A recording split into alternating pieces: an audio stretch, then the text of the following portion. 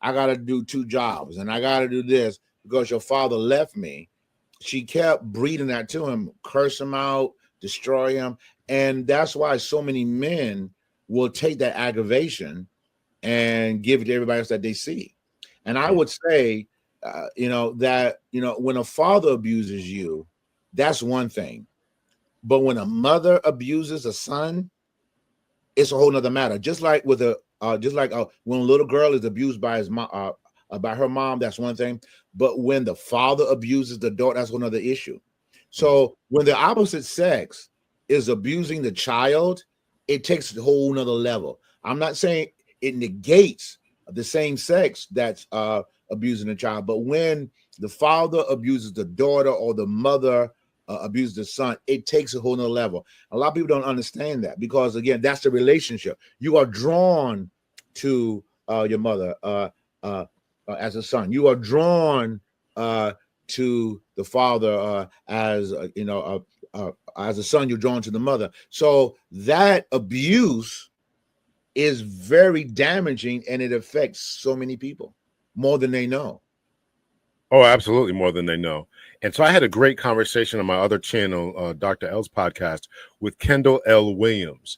And we talked about what the work that she does is she deals with individuals who are estranged from their children, in particular, sons who are estranged from their mothers, because she is estranged from her son.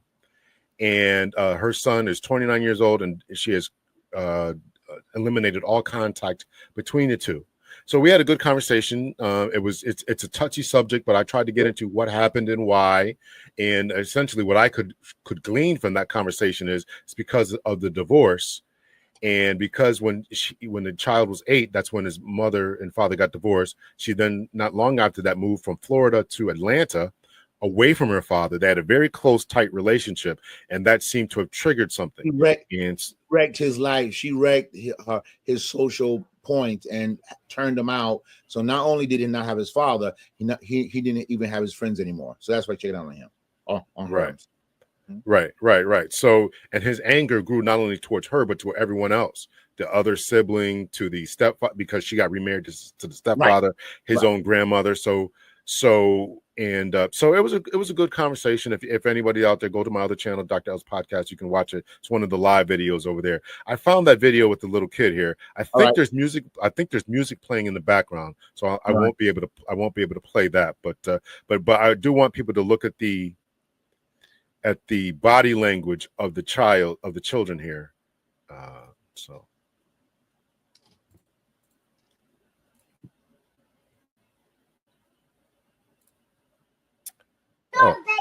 Oh, geez.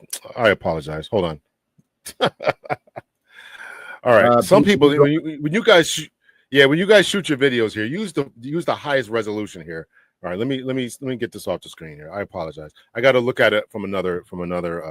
We got your point, though. We got your point, sir. I can find it somewhere else here. Hold on a second here. All right. So that's that. So men, have you there is resources. Well, let me ask you this: why do you think that men are so reluctant to call the police when and if they are? They feel that this is not a manly thing to do, to call the police on my wife. Some of them feel guilty because they did something to tick the wife off. So that's why those are top 2 reasons why a lot of men do not call. But again, the bottom line is, back to your point about the young lady with her son, is people got to let go of grudges. Grudges are just dangerous, like crazy, because here you are holding on to what someone did to you. And the more you hold on to it, the more it'll become an anchor and it will sink you. I mean, it will literally sink you. And that's why you got to be so careful not to allow that spirit within your mindset, because it will stay there and it will destroy you as long as you let it stay there. Every single time. Every single time. I had to. Do you think? Go ahead. No, go ahead. I had to forgive my father. I had to forgive my mother.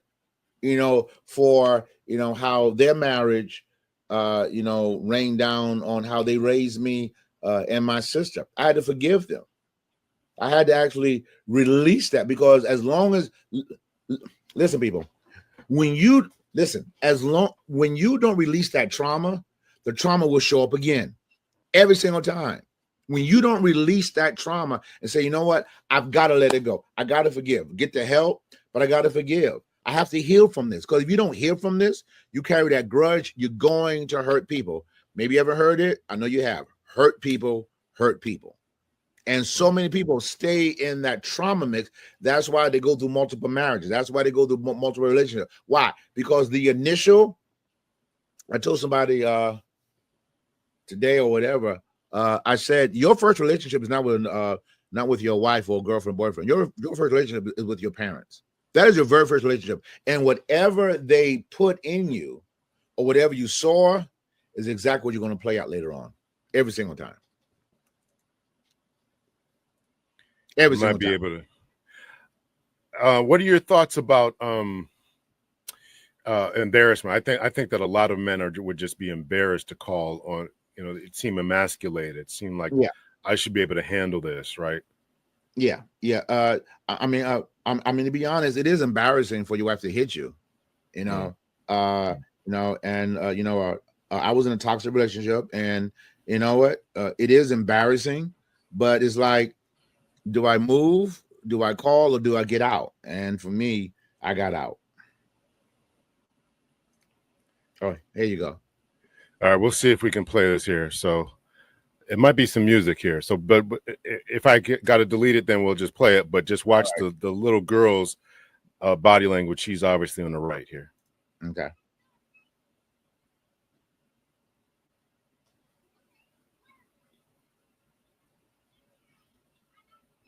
Oh, wow. Oh, Lord.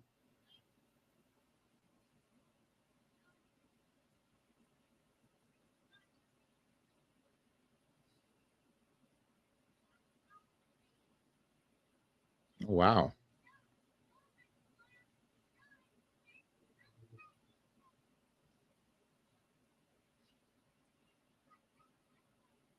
Get in his face. Who's her mama?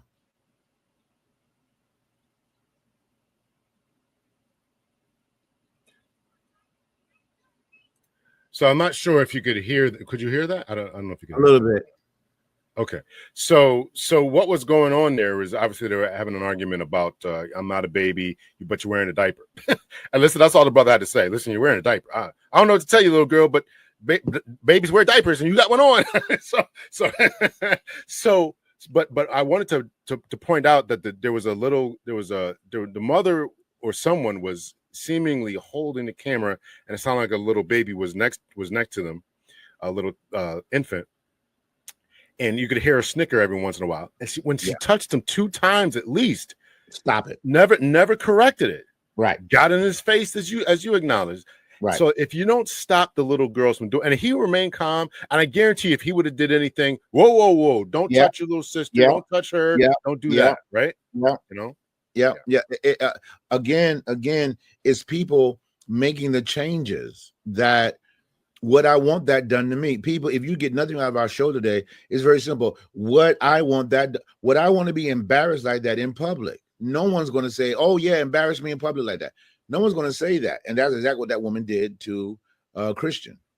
She embarrassed him. She put her hands on him and acted as if, hey, in other words, you should take this. You're a man. No. The bottom line is, and you know this, Dr. L, women attempt suicide more than men, but men commit suicide more than women. Why? Because they have all of this trauma and stress and abuse that have not been dealt with. And so it builds, and this depression just overwhelms men so much that they feel, hey, I might as well cap myself off, which is definitely not an option at all. So here is a hotline for any brothers out there who are dealing with this, and this is called Myths around men experiencing abuse. Wow. And so it's, talking about this, right? It's got 4 different myths around men experiencing abuse and why they're just myths. Myth number 1: the world tells us that men can't be victims of abuse. One in 10 men have experienced rape, physical violence, or stalking by an intimate partner. I guarantee it's higher than that. It's particularly for stalking. And yet we also hear from our male contacts that they are not believed or taken seriously when reporting abuse to family members, friends, or law enforcement.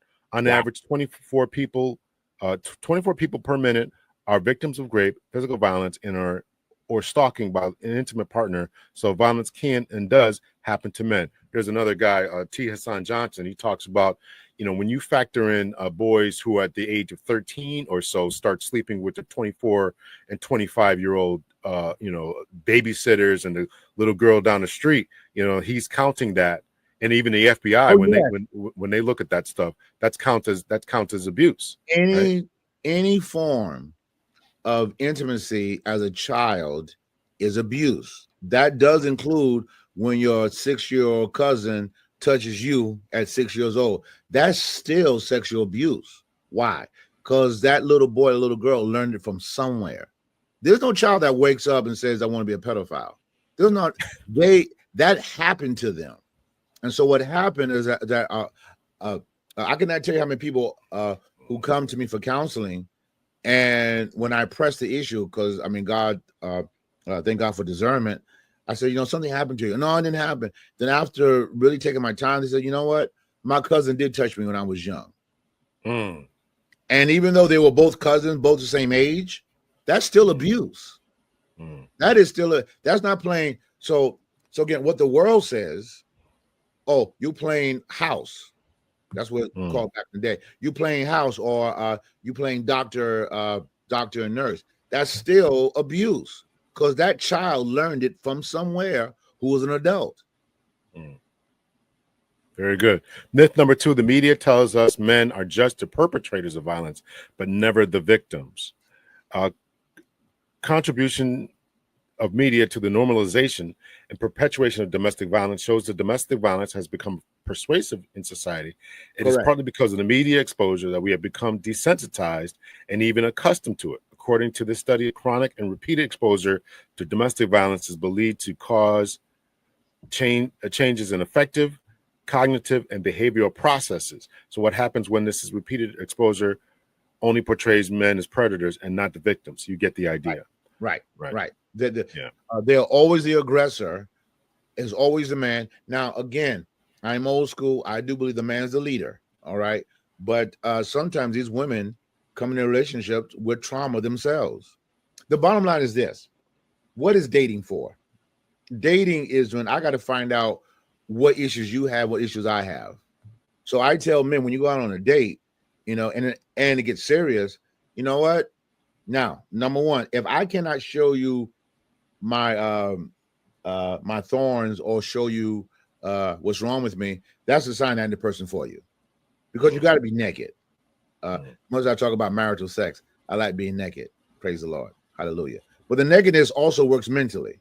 I'm sorry, Lawrence. I can't help myself. I can't. I just can't. Nakedness is not just physically; it's mentally.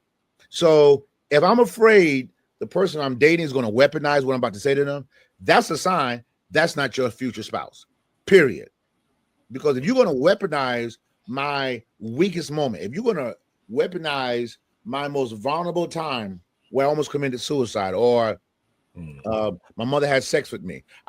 If you're going to weaponize that, or I get the feeling you are, then I got to back away and not be a part of the relationship. Now, how do you know that, Dr. Brantley? Thanks for asking. You give them little tidbits. And then when the argument comes up, if they use that little tidbit, deuces. Because if you're going to bring up my pain, and I gave you a little piece of my pain, and you bring it up, you're weaponizing it. So that tells me the more I give you, the more you're going to weaponize it and come after me. So that's a very, very telltale sign that, you know what, this is not the person I need to marry or go further with. I'm not going to disagree with anything you said there. It's Oh, thank you very absolutely, much, sir. Thank you, Dr. absolutely correct, brother. Absolutely correct. Here, myth